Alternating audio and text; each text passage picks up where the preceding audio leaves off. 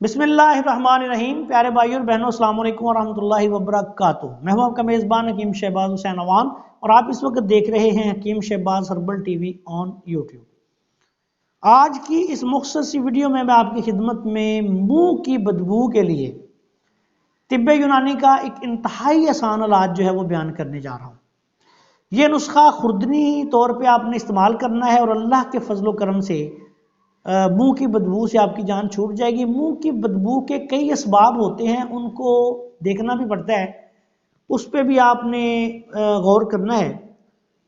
سب سے پہلے تو منہ کی جو بدبو ہوتی ہے اس میں یہ دیکھنا ہے کہ مریض کے دانت ٹھیک ہے، پایوریا تو نہیں اس کو۔ اکثر لوگوں کو دانتوں کے مسائل کی وجہ سے منہ کی بدبو ہوتی ہے۔ اس کے بعد آپ نے یہ دیکھنا ہے کہ مریض کا نظام ہضم ٹھیک ہے۔ بعض لوگوں کو خرابی ہضم کی وجہ سے منہ کی بدبو ہوتی ہے، بعض لوگوں کو یہ مسئلے نہیں بھی ہوتے تو ویسے بھی ان کو منہ سے اسمیل آتی ہے۔ تو ایسے لوگوں کے لیے آپ نے یہ کرنا ہے کہ صرف بالچھڑ لینا ہے، بالچھڑ گولڈن لینا ہے۔ یہ طب یونانی کی مشہور دعا ہے، بالچھڑ کے نام سے عام پنساری کی دکانوں سے مل جاتی ہے۔ یہ بالچھڑ گولڈن آپ نے لینا ہے، دو قسم کا ہوتا ہے، ایک سیاہ ہوتا ہے ایک گولڈن ہوتا ہے۔ گولڈن بالچھڑ لے کے اس کو باریک پیس لیں۔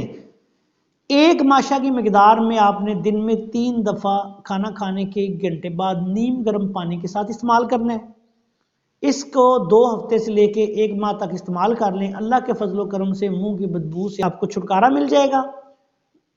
اور اس کے ساتھ آپ نے یہ کرنا ہے کہ دانتوں کو روزانہ صاف کریں کیکر کی مسواک کے ساتھ۔ اگر پایوریا ہے تو اس کا علاج کروائیں، اور سبز الائچی جو ہے وہ دن میں 2-3 دفعہ 2 الائچیاں منہ میں رکھ کے اچھی طرح چبا کے ان کو جو ہے وہ چوس لیا کریں۔